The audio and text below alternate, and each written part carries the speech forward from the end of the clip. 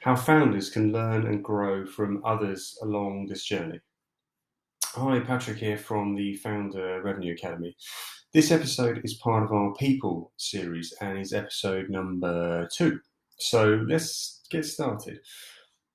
I can talk from an acute personal experience on this topic because it is definitely something I've experienced as a founder, but also helping dozens of founders from other really successful companies grow also.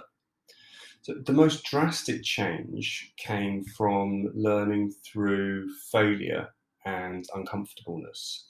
So there's not an equitable split between the times in my commercial career where I have felt comfortable versus uncomfortable.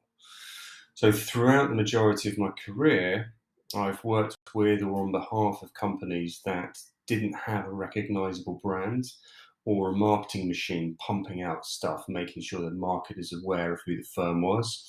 I've never had that luxury. Really, people don't know who you are. So you have to differentiate yourself somewhere and learn as you're doing that.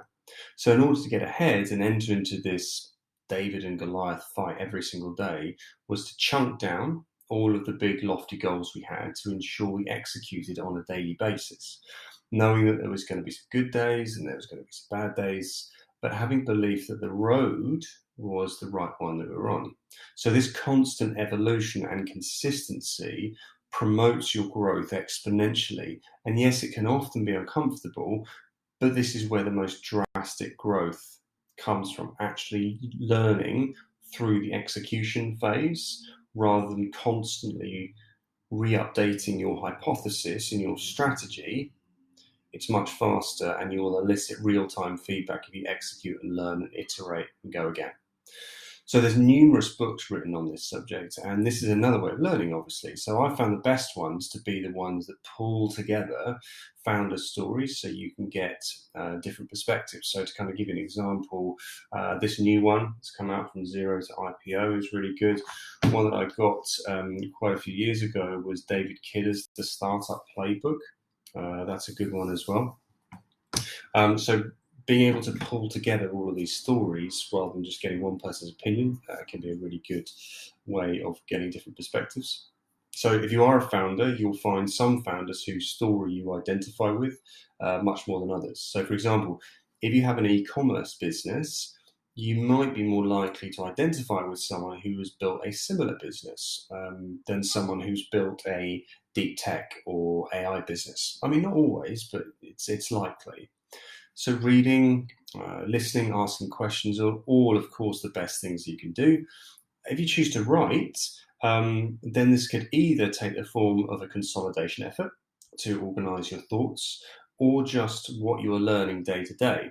So actually, one thing you could do is to create an asset from this. So you publish this journal every day on your blog or online, on LinkedIn, for example, to showcase your learns, your mistakes, your achievements, etc., and goals set to publicly keep accountable. So if you aren't that active on LinkedIn at the moment, a good idea might be to start thinking about how you can post consistently and share a topic that you're passionate about or know something about or want to know something about.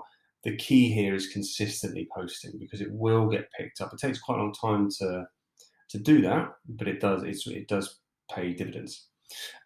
So this is a personal choice, but the point I'm making is that every single founder will have failed either at a previous business or a particular initiative, and so to share these publicly can really help garner support, or just to let go of it by accepting that failure is part of the journey. So one mistake I've made, though, one thing to look out for is confusing noise for a signal.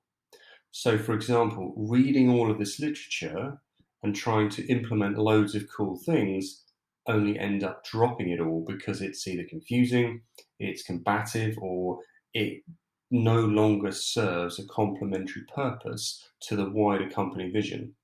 So a great skill to master is discerning the difference between signals and noise.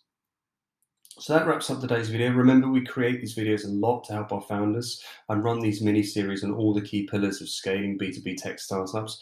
So if you haven't seen the other videos in this People series or the other series at all, please check them out. And also don't forget to join our community, which has the link below, where you'll see all of this content and get to interact with many like-minded founders. I'll see you in there.